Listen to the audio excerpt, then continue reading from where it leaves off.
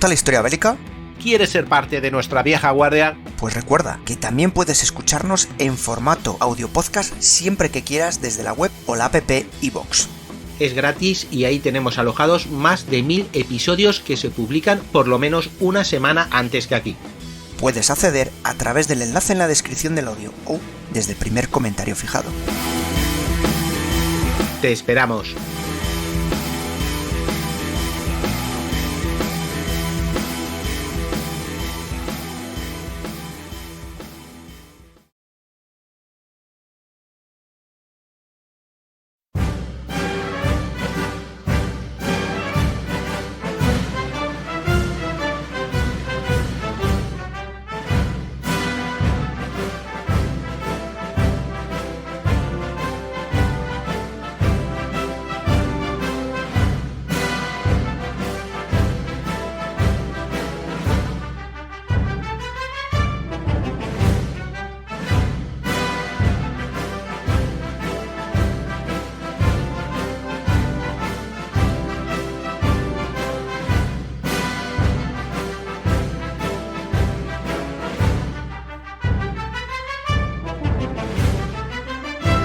Hola y bienvenidos al segundo episodio de las guerras bananeras.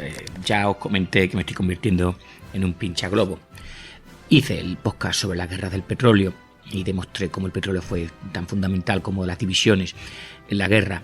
Hice la IG Farben y os puse el cuerpo malísimo de ver cómo los malos no solamente eran las SS y los soldados, sino unos empresarios, unos ingenieros, unos químicos, unos premios Nobel, que según su ideal patriótico pues lo hicieron todo para seguir manteniendo la maquinaria de guerra alemana.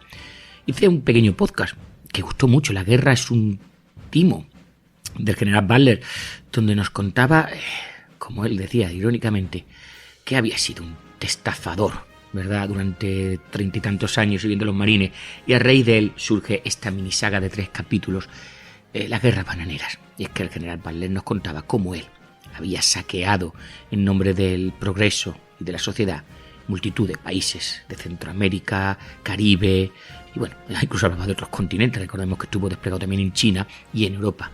Así que en el primer podcast de esta serie pues os presenté los personajes, os presenté la situación geopolítica, de dónde vamos a hablar, cómo son las regiones donde estamos trabajando, qué es la banana, por qué es tan importante, quién es el gran enemigo, la United Fruit Company, ¿verdad? Ya toca meternos en veredas y hablar de la Primera Guerra. Y por cierto, esto no son guerras como tal. Ya os dije que muchas veces era simplemente la presión de la United Fruit a un cierto gobierno para que hiciera lo que quería, o venían los marines, o directamente venían los marines, punto y pelota, ¿vale? No son guerras abiertas, como el concepto una vez leído un general de que una guerra es más allá de una serie de batallas, ¿vale? Bueno, vamos con la primera guerra, las guerras bananeras en México, ¿vale? No es la guerra de México, sino las guerras bananeras en México. Bueno, México, no lo mencioné en el anterior podcast, apenas no estaba y no está muy involucrado. Ahora no sé, pero en su momento no estaba muy involucrado en el comercio de la banana, a pesar de que el país tenía considerables áreas tropicales de tierras bajas donde se puede cultivar la fruta. La United Fruit tampoco participó en México. Sin embargo, una de las intervenciones en la guerra bananera tuvo que ver con la ocupación estadounidense de casi un año de la ciudad portuaria de Veracruz. México estaba sufriendo una guerra civil prolongada y sobre todo muy sangrienta que abarcó desde 1910 a 1921. El antiguo dictador Porfirio Díaz, que había gobernado México desde 1876 a 1910, renunció ese año y fue reemplazado en 1911 por un hombre idealista, políticamente, digamos, que podría ser ingenuo, no desde el aspecto peyorativo, ¿vale?, sino que quería mucho a las personas, Francisco Madero. Madero medía, como mucha gente en su época, 1,5 metros, y bueno, era vegetariano, abstemio, espiritualista, rasgos muy inusuales, ¿verdad?, un presidente mexicano, pero era muy, muy popular. En 1913 Madero fue víctima de un golpe de Estado, asesinado por un general que fue un factor principal de la violencia de 1914 en Veracruz, Victoriano Huerta. Bueno, durante la Revolución Mexicana se produjeron combates entre tropas y civiles norteamericanos y revolucionarios mexicanos, así como tropas regulares y civiles a lo largo de la frontera entre México y el sureste de Estados Unidos. Fue nombrada también, pues conocida en algunos sitios como la Guerra de la Frontera Mexicana, y fue la fase más intensa de la expedición norteamericana en México en 1916, cuando ya hicimos un podcast hace muchos años, cuando contábamos cómo se buscó por parte del ejército norteamericano capturar al revolucionario Pancho Villa. En una sangrienta escaramuza, lo resumo muy rápidamente, Villa Bueno, sangrienta sí fue, o no tanto, y escaramuza sí también fue. Bueno, Villa asaltó la ciudad de Columbus, en Nuevo México, y el presidente Woodrow Wilson obtuvo la autorización del Congreso para enviar una expedición del ejército a México. Ahora me encantaría si el amigo Dani nos pusiese aquellas canciones de mariachi donde se reían tanto de esos americanos buscando a Pancho Villa. En nuestro México en febrero 20.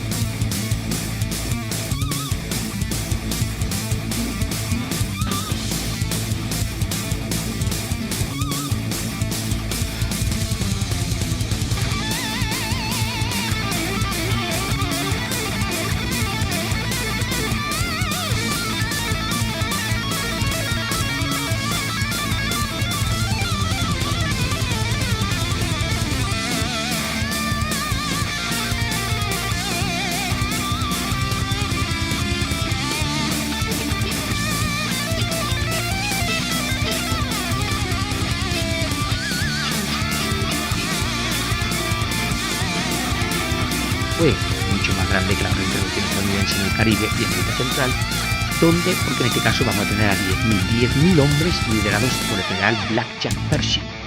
Pershing había recibido ese apodo por llevar a la guerra a tropas afroamericanas en el oeste.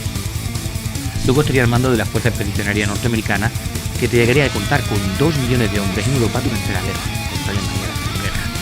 La razón por la que los estadounidenses desembarcaron en Veracruz en el año 14 y libraron una batalla considerable parece en retrospectiva trivial. La invasión comenzó porque un almirante norteamericano estaba molesto porque las autoridades mexicanas en Tampico no habían disparado ¿qué? Pues el saludo correspondiente, 21 cañonazos. El 21 lo marcan todo. Bueno, Tampico era un puerto más pequeño en norte de Veracruz con una industria petrolera en rápida expansión, caracterizada siempre, como todo lo que sea de inversión, pues, por inversiones norteamericanas e extranjeras. Buques navales de varias naciones estaban estacionados en Tampico, alertas a amenazar a sus naciones por el empeoramiento de la revolución. No va a ser que ven aquí y nos estropeen la inversión, ¿verdad?, en el petróleo. El 9 de abril del 14, 8 marineros del USS Dolphin, un cañonero de la US Navy anclado en Tampico, llevaron un pequeño bote a tierra para rellenar algunas latas de gasolina de un almacén. En ese momento la US Navy tenía varios buques en Tampico para proteger, lo he dicho antes, los intereses norteamericanos en la ciudad, donde el auge del petróleo pues era importante y claro, lógicamente para esa industria tan novedosa pues había estadounidenses y operaban muchas empresas de propiedad norteamericana. El trasfondo político serio del incidente fue que el general mexicano Victoriano Huerta acababa, como he dicho antes, de tomar el poder por un golpe de estado después de haber asesinado a Madero. El presidente estadounidense Woodrow Wilson no le gustaba a Huerta y quería que cayera de cualquier manera, de manera legal. Estos 8 marineros fueron arrestados por soldados mexicanos, al parecer por estar en una zona donde no estaban autorizados a estar. Los marineros fueron retenidos, un ratico, interrogados y luego liberados por el coronel mexicano Ramón Hinojosa. El comandante estadounidense de los buques de guerra en Tampico era el almirante Henry T. Mayo, comandante de una de las divisiones de la denominada Flota del Atlántico. Y bueno,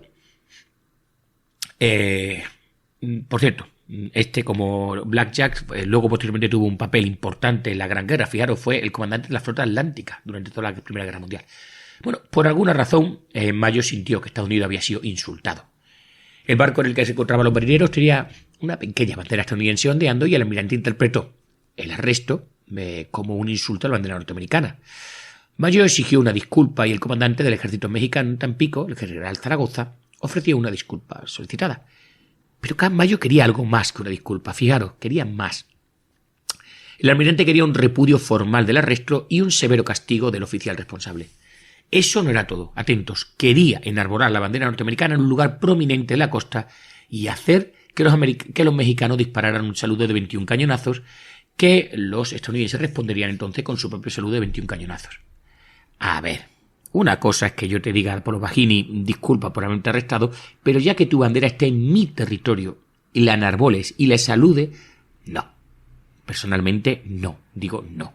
El general Zaragoza también dijo no estaba dispuesto a cumplir con esas condiciones y contraofertó que los estadounidenses y mexicanos dispararan un saludo de 21 cañonazos simultáneamente. ¿Sabéis qué? Los norteamericanos rechazaron la oferta. Aquí es donde la irritación del almirante Mayo se mezcla con lo que he dicho antes, la aversión del presidente Wilson hacia el dictador Huerta.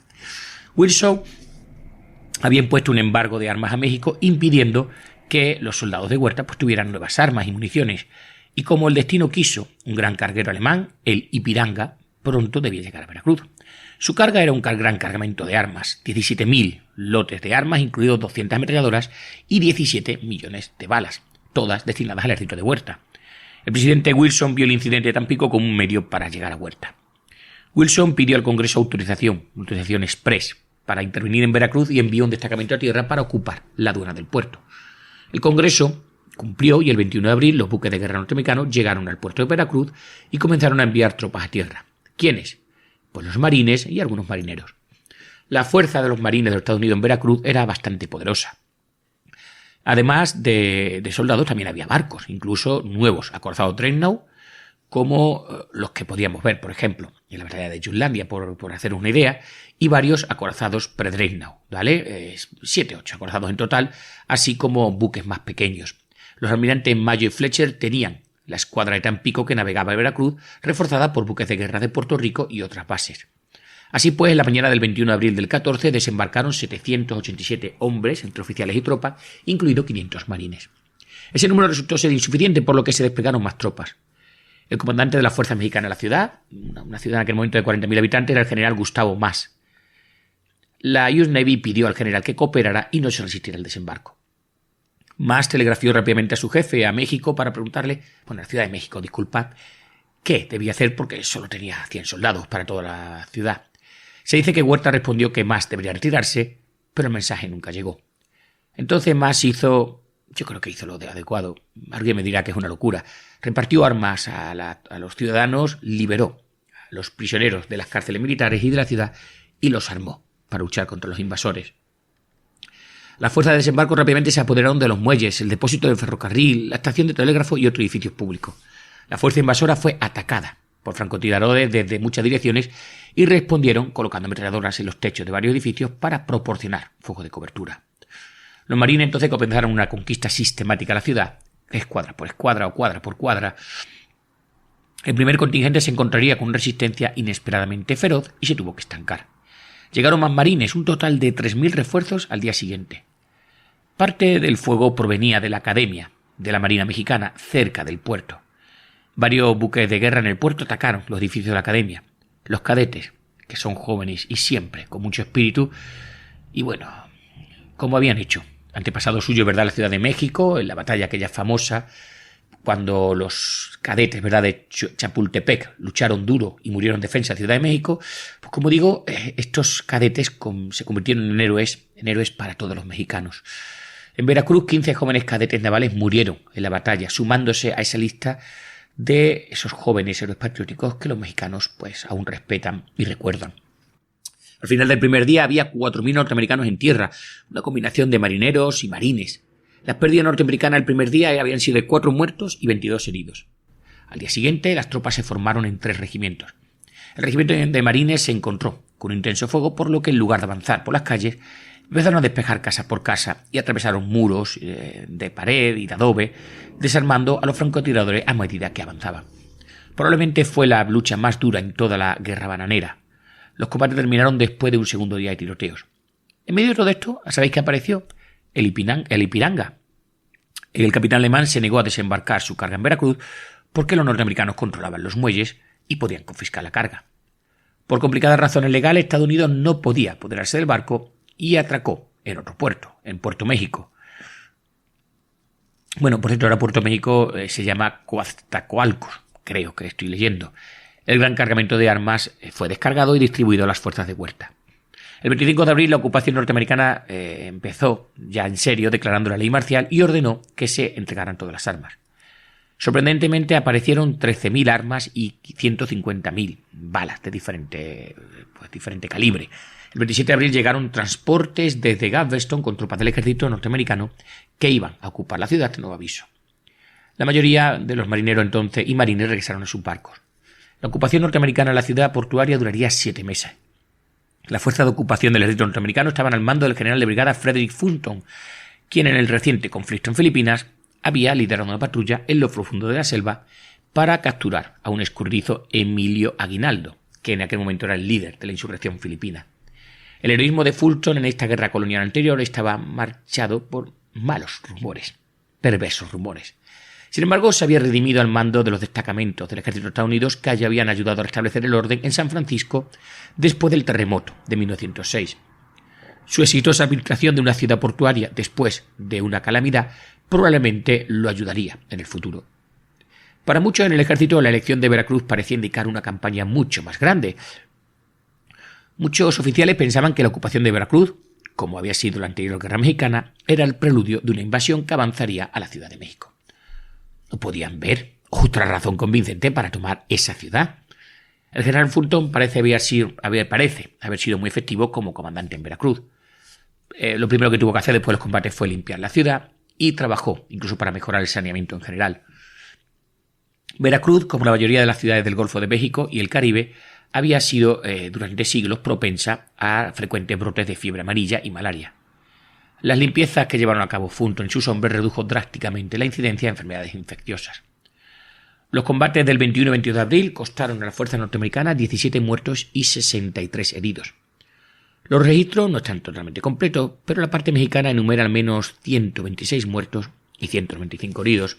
Los norteamericanos muertos durante la batalla por la ciudad recibieron elaborados servicios funerarios. Fueron colocados en ataúdes decorados con una bandera norteamericana y colocados en la cubierta del acorazado Montana y llevados a la ciudad de Nueva York. El acorazado fue recibido en el mar por el yate del presidente, que saludó a los muertos. A su llegada a Nueva York fueron recibidos por una gran multitud, colocados en armones tirados por caballos y llevados en una lenta procesión fúnebre al Brooklyn Navy Yard, donde el presidente Wilson pronunció un elogio. El tratamiento, la verdad, que fue inusual y no se repitió nunca algo igual.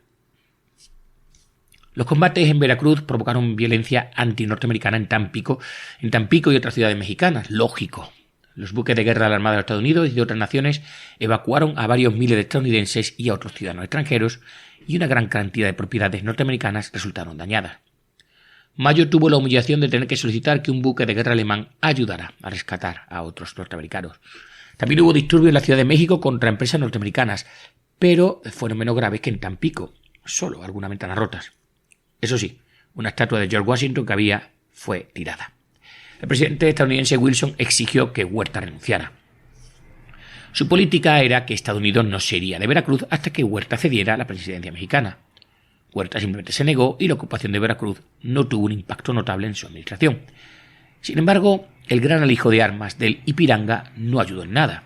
Huerta renunciaría al final 15 de julio del 14, después de que sus fuerzas sufrieran una derrota devastadora en junio, cuando el ejército de Pancho Villa tomó la ciudad de Zacatecas.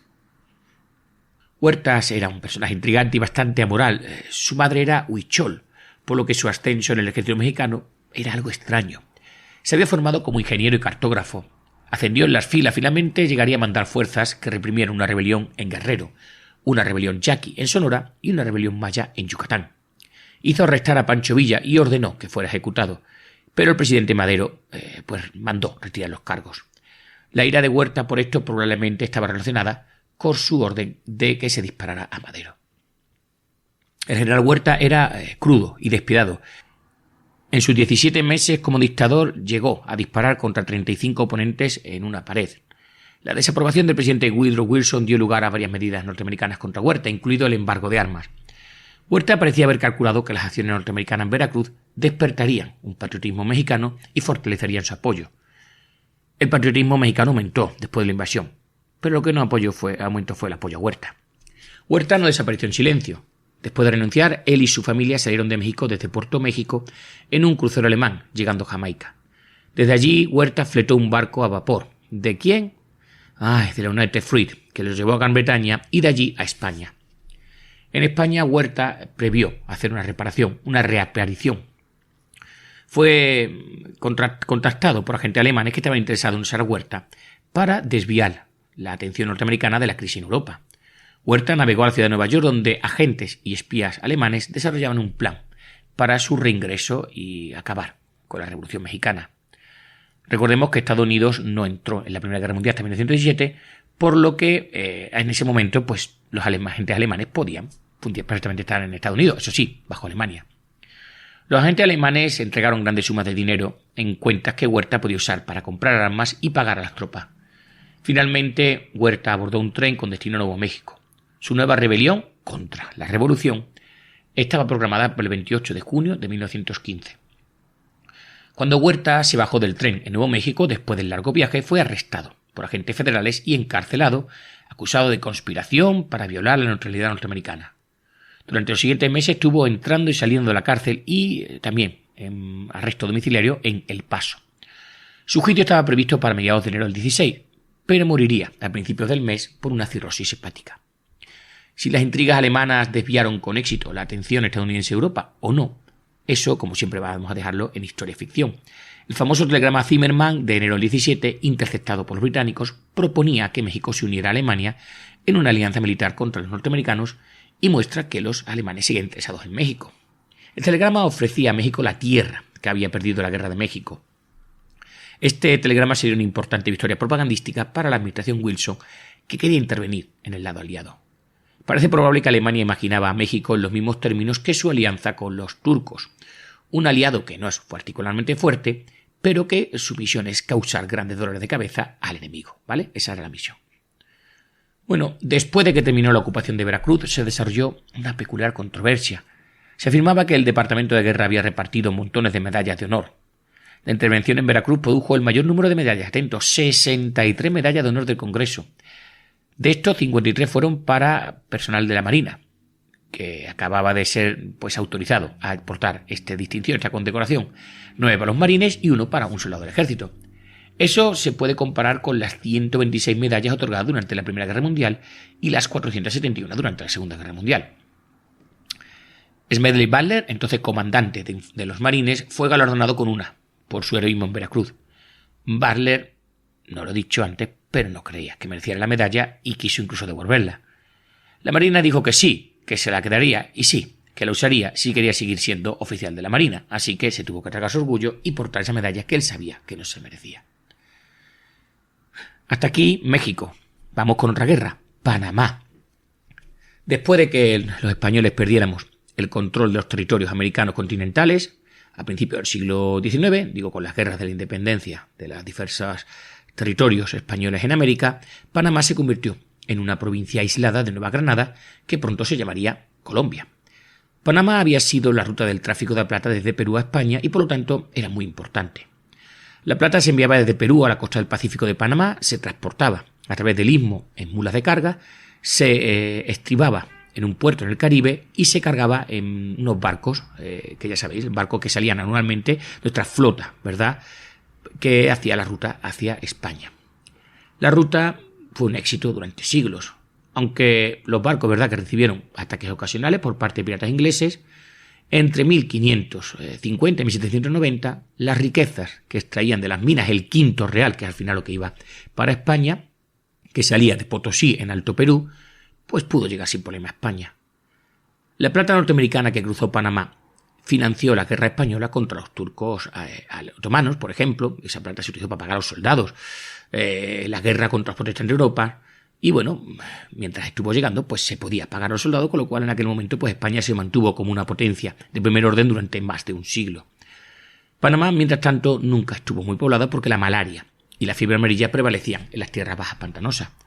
La enfermedad mataba y mató un alto porcentaje de tropas y sobre todo de personas que intentaban colonizar aquel territorio. La llegada de la plata y la flota eran eventos anuales frenéticos que llenaban el resto del año de lo que habían sido hasta el momento pues muchas enfermedades y plagas. Parte de la población descendía de esclavos fugitivos y varios pueblos indígenas mantenían su vida tradicional.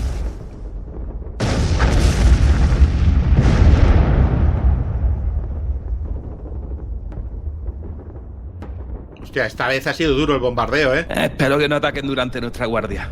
Yo no lo creo. Hasta el alba esta gente no ataca y eso ya lo defienden otros. Bueno, pues saca ese altavoz que tiene y pon ese casus belli guapo, que así se nos pasa ante la noche. En la guerra de los Boers, que tampoco sabían qué montaña era.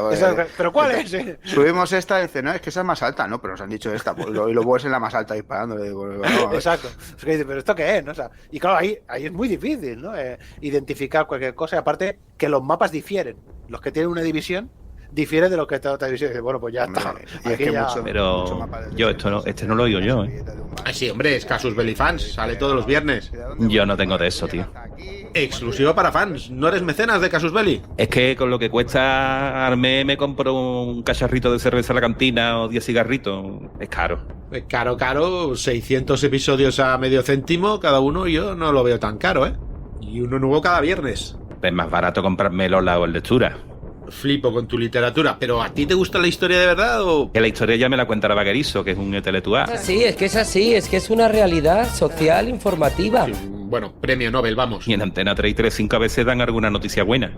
¿Y qué podía salir mal? No es que no me guste, que sí me molaría, pero que yo, con lo que me costaría el año, me compro los discos del Quevedo. Los libros, querrás decir. ¿Que sabe escribir? No, para Riguitón no hace falta escribir, hombre. Todos quieren contigo. ¿El reggaetón? A mí eso no me la cuelas. A ver, dime en serio que te gusta eso. Tanto como el Sebo Rata. Venga, va, que ya no cuela. Tú lo que eres es un agarrado. Que no...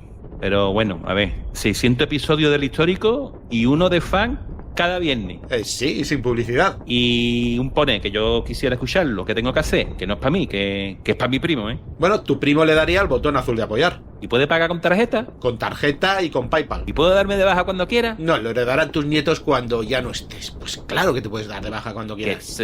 Que no es para mí, ¿eh? Que es para otro que también se está quitando. Que no pasa nada, que no eres peor persona ni te obliga a nadie, que no me des la vara, que puedes escucharlo conmigo en la trinchera. Yo solo le apoyo en mecenas porque quiero y porque me gustan y por apoyarles y ya está. Pues ¿sabes lo que te digo? Pues ahora los voy a apoyar. Vale, ahora tú haz lo que quieras. ¿Medio céntimo el episodio, Quillo? Sí. ¿Y un fan cada viernes? Que sí, pesado. Sin publicidad. Sin publicidad. ¿Es mejor PayPal o tarjeta? Mira que eres listo, Visa Platino para ti. Panamá permanecía aislada porque llegar por tierra de Colombia era casi imposible. La brecha del Darién, un desierto en la frontera de Panamá y Colombia, es una montaña una maraña más bien de montañas, selvas y pantanos casi intransitable. Hasta el día de hoy casi se puede decir que sigue siendo un desierto sin apenas caminos y, pues si queréis saberlo, un refugio para criminales y rebeldes. Como os ha visto anteriormente, el itinerario norteamericano por un canal a través del istmo panameño se remonta muchos años atrás. En la década de 1830 el presidente Andrew Jackson envió un emisario para investigar, pero no acabó en nada. Para entonces los norteamericanos ya estaban involucrados en el comercio de sebo y pieles en California. Panamá volvió a ser importante debido a la cesión de California a los Estados Unidos después de la guerra con México. Por supuesto, el oro, ya lo hemos dicho en el anterior podcast, fue descubierto en 1848 y atentos, 200.000 personas fueron hasta California en 1850, abrumando y atravesando y acabando con las tribus indias y a la pequeña población hispana que aún sobrevivía en aquella zona. Si bien los inmigrantes provenían de lugares tan lejanos como México, Chile, Australia y China, la mayoría eran los mismos Estados Unidos. En 1847, incluso antes de que se descubriera oro en Sutter's Mill, un grupo de empresarios de Nueva York organizó la denominada Compañía de Ferrocarriles del Panamá y obtuvo una concesión de Colombia para construir el ferrocarril. Una vez que la noticia del descubrimiento del oro se extendió, decenas de miles de personas en todo el mundo quisieron dedicarse al oro y se fueron a California. El oro de California, ¿verdad?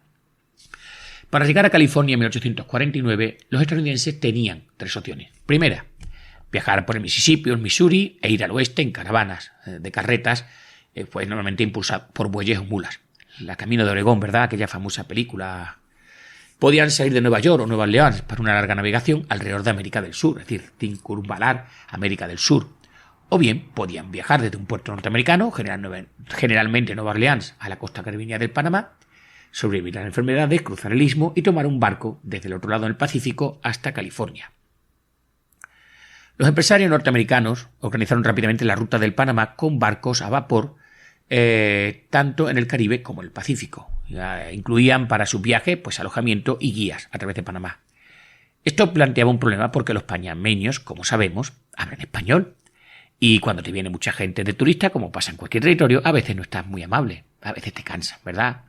Las enfermedades se expandieron y el caos político ocasional hizo que la ruta del Panamá fuera problemática. Pero de todos modos, decenas de miles de personas la usaban todos los días. Todos los días no, todos los años más bien. El ferrocarril del Panamá al final no se completó hasta 1855 y el primer tren hizo un paso completo en enero de 1856. La construcción del ferrocarril requirió un capital sustancial y la importación de rieles, motores, vehículos y otras necesidades. El resultado fue el surgimiento de una nueva ciudad en la terminal atlántica del ferrocarril que los panameños llamaban Colón en honor a nuestro querido explorador Colón. Los norteamericanos, sin embargo, lo llamaron Aspinwall en honor a uno de sus inversores, pero al final prevaleció Colón. Una nota al pie de esta historia es que los panameños se negaron a entregar el correo dirigido a Aspinwall, aceptando el correo de la ciudad solo si la dirección decía Colón. Es decir, si llegaba a Aspinwall, el sistema de correos de Panamá decía aquí no hay ninguna localidad. El gobierno norteamericano comenzó a subsidiar los barcos de correo que utilizaban la ruta de Panamá en 1848. Los subsidios al correo fueron cruciales ya que proporcionaban un ingreso constante para las compañías que operaban los barcos, es decir, el correo iba en esos barcos, atravesaba Panamá y seguía para la costa pacífica norteamericana. Las dos compañías que ganaron los contratos del correo fueron la United States Mail Steamship Company de Nueva Orleans, que iba a Colón, y la Pacific Mail Steamship Company, que iba de la ciudad de Panamá a California. La palabra correo en esos nombres puede haber asegurado a los viajeros que tenían alguna especie de conexión oficial con el gobierno norteamericano. Los viajes a través del Panamá fueron considerables desde el principio y se convirtieron en una inundación después de que comenzara la fiebre del oro. Atentos, alrededor de 500.000 personas pasaron el istmo entre 1848 y 1869, nada más que en 21 años. Mientras la gente viajaba en ambas direcciones, la mayor parte del tráfico era a California, es decir, en sentido A. No solo las personas cruzaban el istmo, California necesitaba tiempo para desarrollar una infraestructura y más tiempo para desarrollar la industria. Aunque es verdad que el Estado tenía recursos adecuados para alimentar y construir viviendas para esa enorme población inmigrante, pues oye, hasta que California se desarrolló más plenamente, las herramientas, sobre todo las máquinas herramientas, la maquinaria, llegaban por barco desde el exterior y gran parte pues llegaba, lo hemos dicho antes, a través del ferrocarril de Panamá. Las personas que viajaban a California solían llevar grandes cantidades de suministros y herramientas propias durante su viaje. Un evento triste, con un nombre irónico, ilustra el tipo de problemas que podían surgir. Fijaros, el 15 de abril de 1856 ocurrió un evento sangriento en la ciudad de Panamá, donde 1.200 norteamericanos esperaban que el John L. Stephens y otros buques de vapor llegaran y los llevaran a California. Cuando llegaban los barcos, normalmente los viajeros eran transportados para abordar los buques. La gente que esperaba el transporte se aburría y suponemos que habían estado bebiendo alcohol. En este incidente sabemos que un hombre llamado Jack Oliver estaba en la calle por la noche y recibió una rebanada de sandía de un vendedor ambulante. Mira qué fresquita y qué buena. No le gustaba como sabía, así que lo escupió. Y posteriormente se negó a pagar por ello y el vendedor le insistió que le pagara. Los dos acabaron peleándose y el vendedor con un cuchillo y el norteamericano con una pistola. Los detalles son escasos, pero la pelea creció y se conoció como el disturbio de la sandía. La multitud, no se lo pensó, ya lo hemos dicho antes, estaba un poco cansada de tanto turista y atacó a los hoteles donde se alojaban los norteamericanos y a las empresas norteamericanas. Muchos norteamericanos, hemos dicho antes, llevaban herramientas, pero también llevaban armas para defenderse. La policía fue llamada y se unió a la turba en lugar de tratar de imponer el orden. Hubo una pausa y luego la turba atacó la terminal ferroviaria. Al final de los disturbios, algunos de los hoteles, la terminal, las empresas norteamericanas y otras estructuras estaban reducidas a cenizas por los incendios.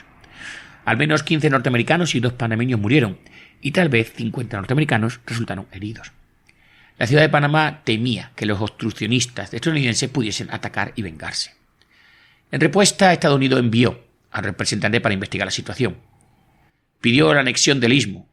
La Armada no se lo pensó y desembarcó a 160 hombres que parecen que se dedicaron a ocupar la estación de ferrocarril durante unos días y luego regresaron a su barco.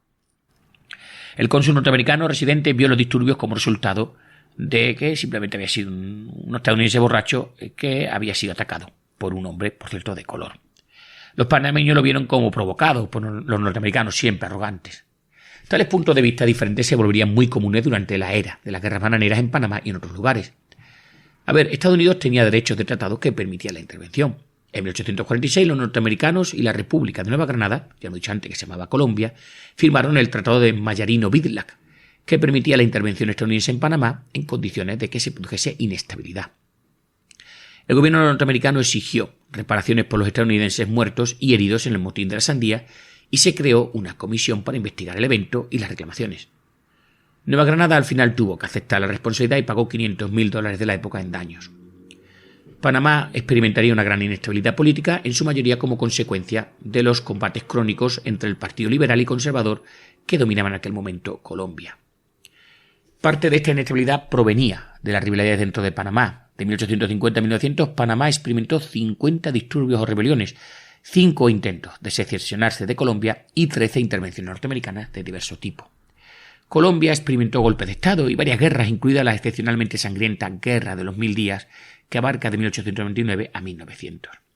Entre 63 y 86, Panamá tuvo 26 presidentes, con frecuentes golpes e intentos de golpes de Estado.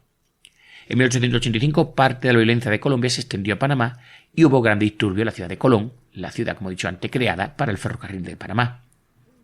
La situación ya se estaba poniendo complicada. El expresidente de Panamá, Rafael Aizpuru, proclamó una revuelta y capturó la ciudad de Panamá, anunciando que quería matar a todo norteamericano o estadounidense de ese lugar. Al otro lado del país, un inmigrante haitiano llamado Pedro Prestán, con un odio hacia cualquier cosa blanca, se apoderó de Colón. Y cuando digo cualquier cosa me refiero a cualquier persona. El gobierno colombiano al final tuvo que suscitar la intervención norteamericana y la Navy desembarcó 2.000 soldados de 11 buques de guerra. Rápidamente capturaron Panamá, pero Colón fue casi destruida antes de que llegaran las tropas. Los norteamericanos ocuparon ambas ciudades y patrullaron la ruta del ferrocarril. Capturaron tanto a Aizpuru como a Prestán, entregándolos al gobierno colombiano. Los colombianos al final condenaron a Aizpuru a 10 años de exilio y a nuestro amigo Prestán pues lo ahorcaron. Después de siglos de hablar de un canal a través del istmo, en la década de 1880 se produjo el primer intento. El capitalista de aventura y empresario francés Ferdinand de Lesseps obtuvo la concesión de un canal por parte del gobierno colombiano con la condición de que debía completarse en 12 años. De Lesseps fue el hombre detrás de la creación del canal de Suez, que se había completado en 1869. Parece que era la persona perfecta, ¿verdad? Y bueno, con el canal de Suez en aquel momento el Oriente Medio había cambiado. Su reputación en Suez garantizaba préstamos disponibles y acciones fáciles de vender. Pero Lesseps no era ingeniero, era un capitalista de riesgo muy bueno, cuya misión era convencer a los inversores y organizar negocios. Inició formalmente el proyecto en 1880, pero las excavaciones no comenzarían hasta el año siguiente. Su empresa misma incluso compró la mayor parte de las acciones del ferrocarril de Panamá, aunque mantuvo al personal norteamericano, incluidos sus gerentes. Dada la escasez de mano de obra en Panamá, miles de trabajadores tuvieron que ser transportados, en su mayoría desde las denominadas Indias Occidentales Británicas. Algunos trabajos en las esclusas del canal comenzarían ya para 1888. La empresa de Lesseps se topó con dos problemas muy graves. La primera fue que las enfermedades endémicas de Panamá llegaron a matar a aproximadamente 25.000 trabajadores. La segunda fue que la corrupción en la comercialización de las acciones de la empresa y la necesidad de préstamos llevaron a la empresa a la bancarrota en 1889 y allí se tuvieron que detener los trabajos en el canal. Una de las razones, no lo he dicho hasta ahora, había sido la continua interferencia del gobierno norteamericano. Y es que Estados Unidos se oponía firmemente a que una potencia europea controlara un canal en Centroamérica y parece ser que había interferido con los préstamos. El esfuerzo francés logró mucho trabajo, completando aproximadamente un tercio de las excavaciones necesarias para el canal, e incluso parte de la maquinaria sobrante fue utilizada posteriormente por los norteamericanos. Las tensiones con el gobierno español y nuestras posiciones en Cuba trajeron la necesidad de un canal de Panamá que fuese siempre parte de los Estados Unidos. En 1898 el acorazado USS Oregón, uno de los 4 barcos más importantes norteamericanos y sobre todo más avanzados, estaba anclado en San Francisco y la US Navy quería que el barco se uniera a la flota del Atlántico. En ese momento se pensaba que nuestra flota española, pues podía hacer mucho daño. El Oregón navegó alrededor de América del Sur para unirse a la flota del Atlántico en un viaje que cubrió en aquel momento 20.000 kilómetros y duró 68 días. La distancia habría sido de solo pues aproximadamente unos 3.600 o 3.700 por el canal. El Oregón pues, finalmente participaría en la batalla naval de Santiago de Cuba, en la que, como sabemos, pues nuestra flota pues sufrió mucho. No voy a hablar de Cervera. La flota norteamericana en aquella batalla tuvo, se calcula, de que 2 bajas.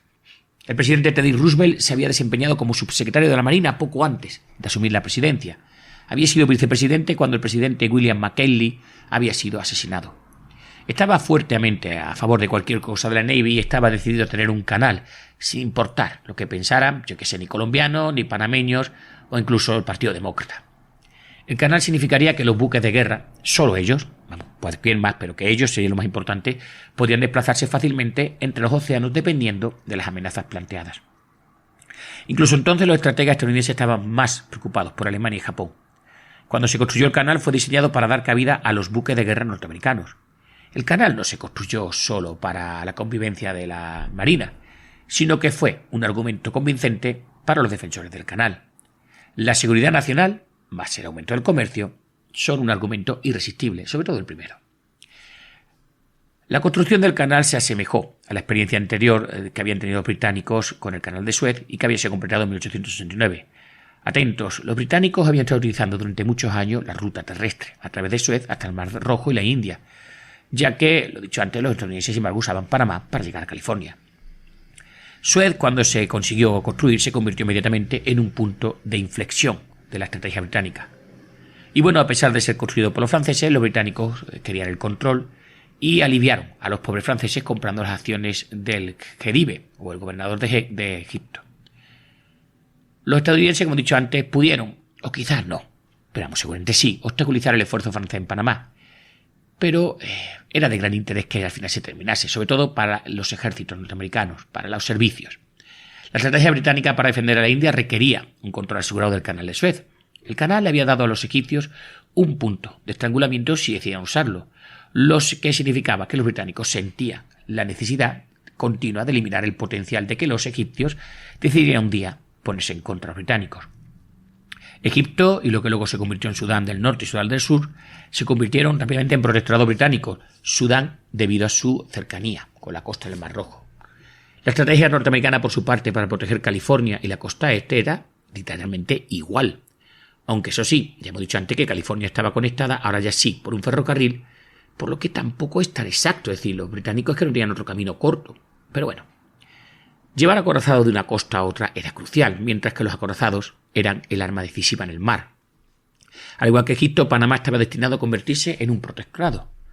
Los orígenes de la independencia panameña son un poco confusos. La historia habitual es que Estados Unidos quería un canal, Colombia arrastró los talones, por lo que Estados Unidos envió a la Armada y consiguió que los panameños declararan la independencia.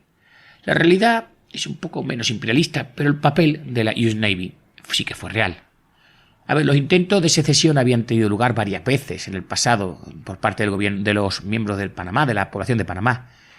Los representantes colombianos firmaron un tratado en enero de 1903 llamado el Tratado Hay-Herram, pero no fue ratificado por el Senado colombiano. El tratado habría otorgado a los Estados Unidos derechos perpetuos sobre una franja de 10 kilómetros de ancho a través del Panamá. Por alguna razón, una junta revolucionaria apareció en Panamá, posiblemente porque la élite panameña quería que el dinero de la construcción del canal permaneciera en Panamá y no se enviase a Bogotá. La junta obtuvo el control de la ciudad de Panamá y pidió ayuda rápidamente a los norteamericanos. Mientras tanto, un barco colombiano de guerra que transportaba entre 300 y 400 soldados llegó a Colón. El gerente del ferrocarril de Panamá se negó a llevar las tropas a la ciudad de Panamá, alegando problemas mecánicos. Permitió, eso sí, que los comandantes colombianos viajaran a la ciudad de Panamá, donde fueron arrestados rápidamente. El 5 de noviembre, el USS Dixie apareció frente a Colón con órdenes secretas para evitar que esas tropas llegaran a Panamá. El Dixie desembarcó a marines y las tropas colombianas declinaron la oportunidad de luchar.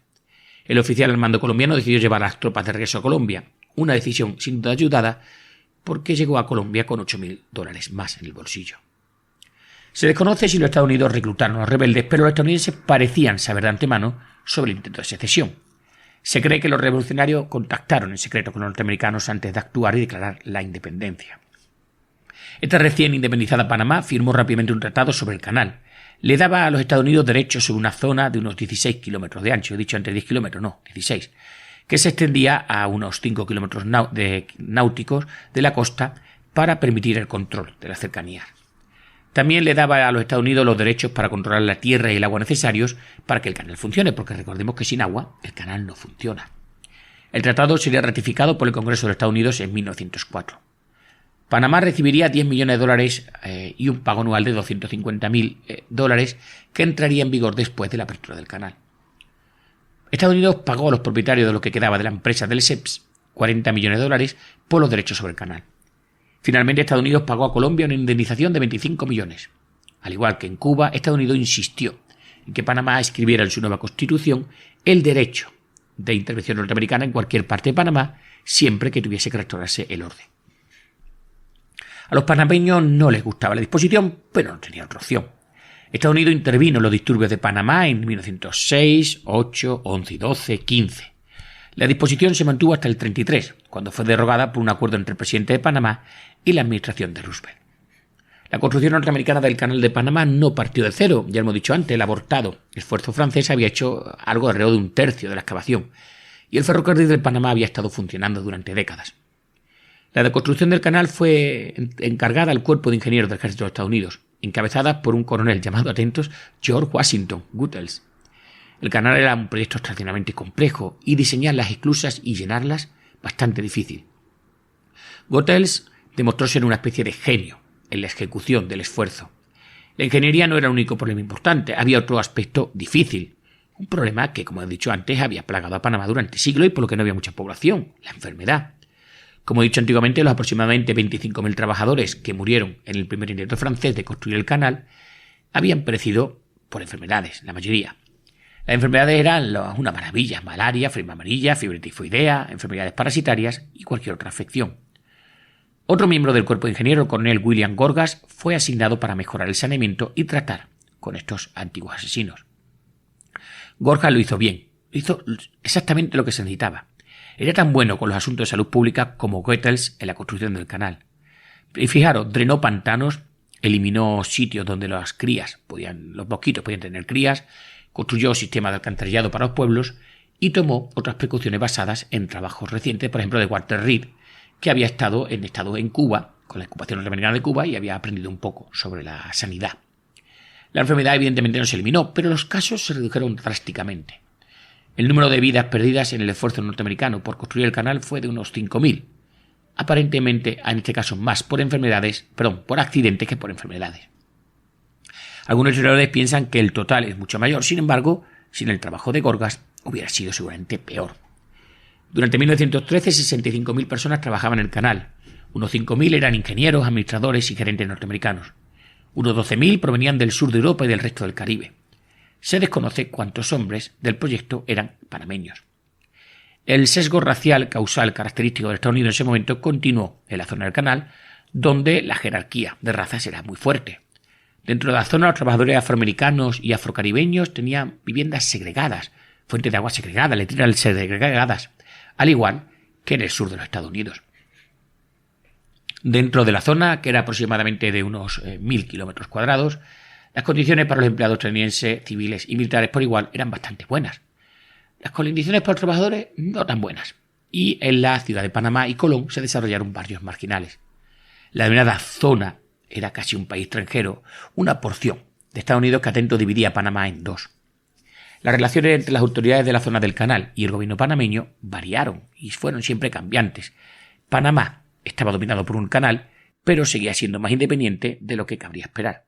Hubo disputas, eso sí, sobre pagos y disputas sobre mercancías y sobre lo que se podía comprar, por ejemplo, en las PX, las Port Exchange, que son tiendas que normalmente los militares tienen en sus puestos avanzados y que pues muchas veces se compraban o se sacaban de contrabando, en fin, no pagaban impuestos, para entendernos, y eso afectaba al gobierno panameño.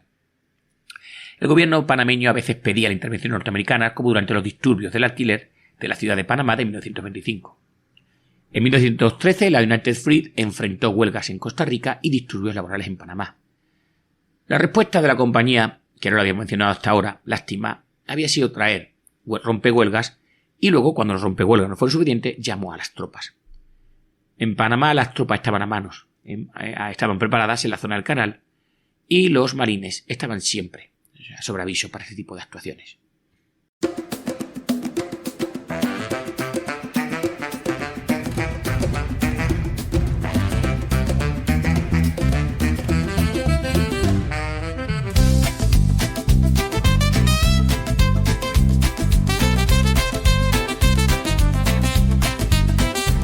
Vamos a terminar en este podcast, todavía queda un ratillo tranquilos, con las guerras bananeras en Honduras.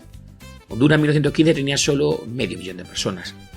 Al principio los negocios estadounidenses rentables en el país no tenían nada que ver con la banana. La compañía minera Rosario, de la ciudad de Nueva York, y Honduras, las siglas eran NYHRMC, por su sigla en inglés, extraía oro y plata. Los norteamericanos habían comenzado a plantar bananas en Honduras en 1889 cuando la compañía, la Vaccaro Brothers, con sede en Nueva Orleans, comenzó con algunas plantaciones de bananas. Al principio el cultivo se comercializaba solo en la región de Nueva Orleans como fruta tropical exótica. Pasó un tiempo para que el mercado creciera. La situación política en el país era caótica. Entre la independencia de 1900 hubo 210 conflictos armados, guerras civiles, rebeliones y golpes de Estado. En 1899 una transferencia pacífica, por decirlo de una manera, y constitucional del poder, que pasó del presidente Manuel Bonilla al general Terencio Sierra. La primera transferencia de poder indiscutible en décadas. En 1903 Manuel Bonilla, sin relación por cierto con el presidente anterior, Policarpo Bonilla, dio un golpe de Estado y se convirtió en presidente. Nicaragua en aquel momento era la más poderosa de las naciones centroamericanas a pesar de su pequeña población. El presidente Manuel Zelaya había sido dictador durante años. Zelaya se metió en los asuntos hondureños y llegó a apoyar a los rebeldes hondureños, los cuales cruzaban la frontera con ayuda del ejército nicaragüense y llegaron a establecer un gobierno provisional.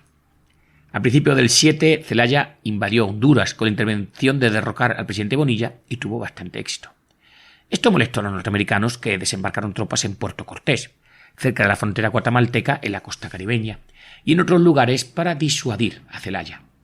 Estados Unidos convocó a una conferencia de todas las repúblicas centroamericanas en Washington, en abril del 1907, que fue copatrocinada por México. Las 5 naciones al final firmaron un tratado general de paz y amistad a finales de abril. Se estableció un gobierno de compromiso en Honduras y las naciones se comprometieron a establecer un Tribunal Central Permanente de Justicia, cuya misión sería resolver las disputas.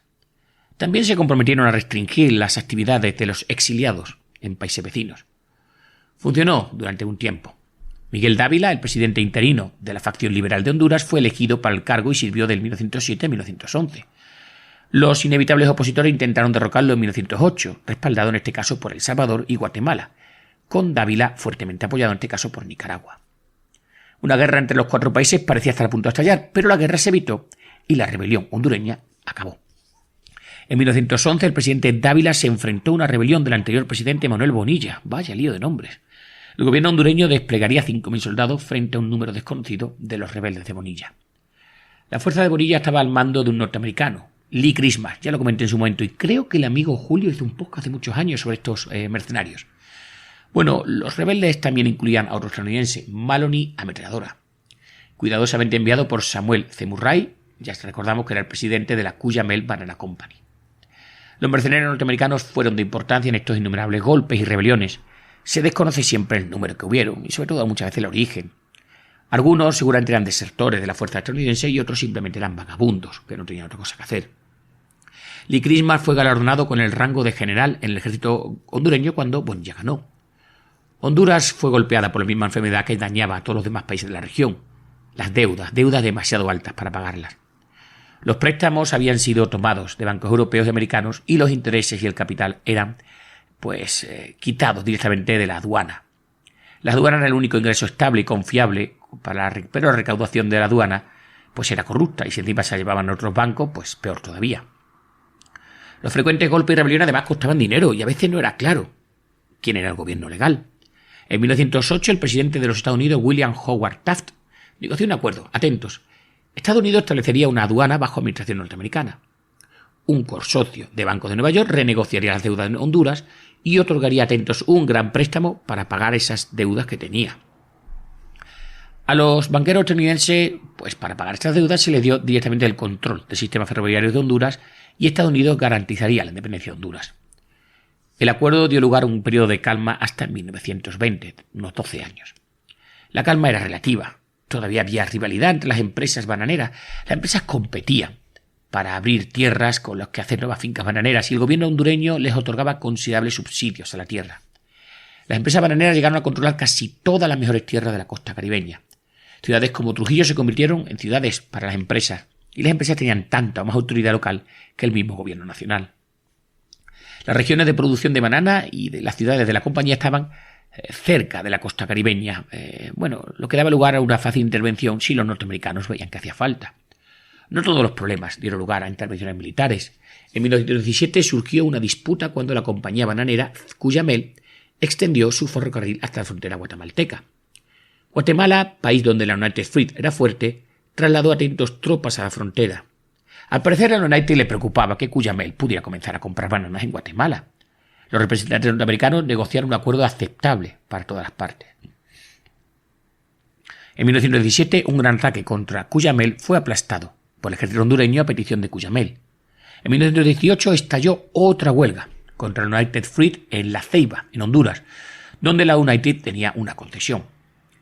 El gobierno hondureño rápidamente arrestó a los líderes de la huelga y Estados Unidos envió un buque de guerra en caso de que estallara violencia. Un crucero con suficiente tripulación e infantes de marina a bordo para enviar, si hacía falta, a tierra. La huelga colapsó cuando Cuyamel ofreció salarios equivalentes a $1,75 por día. Tal vez los ataques eran índice de que el periodo de calma había terminado. Al final, entre 1920 y 1923, Honduras experimentó 17 rebeliones e intentos de golpe de Estado. Alguna tensión estaba aumentando entre los países, por lo que en agosto del 22, los presidentes de Honduras, Guatemala y El Salvador se reunieron a bordo del crucero norteamericano USS Tacoma. El resultado fue otra conferencia de presidentes centroamericanos en Washington, que resultó en otro tratado de paz y amistad. Los representantes se comprometieron a restringir la actividad de los exiliados de las naciones vecinas en sus países. Y atentos, se obligó al ejército hondureño a tener solo 2.500 hombres. No tuvo mucho éxito. En 1924 Honduras experimentó una rebelión a partir de una disputa sobre quién debería ser presidente. La United Fruit apoyó a uno de los postulantes, un hombre llamado Tiburcio Carías. Ya para febrero del 24 estalló una batalla en La Ceiba, en la que morirían 50 personas, entre ellas un ciudadano norteamericano. Los marines desembarcaron en varios lugares de Honduras para proteger a los ciudadanos y sobre todo las propiedades norteamericanas. Hubo poca violencia. Estados Unidos envió a Sumner Welles, un prominente diplomático estadounidense, para resolver el problema. Welles logró que las diferentes partes se reunieran a bordo de otro crucero de la US Navy, donde se llegó a un acuerdo. Honduras acabó experimentando otro periodo de relativa calma. La depresión, la del 29, golpeó duramente a Honduras y el mercado de bananas se desplomó. En el 31 el presidente Mejía Colindres tuvo que pedir prestado $150.000 a las empresas bananeras para directamente pagar a su ejército.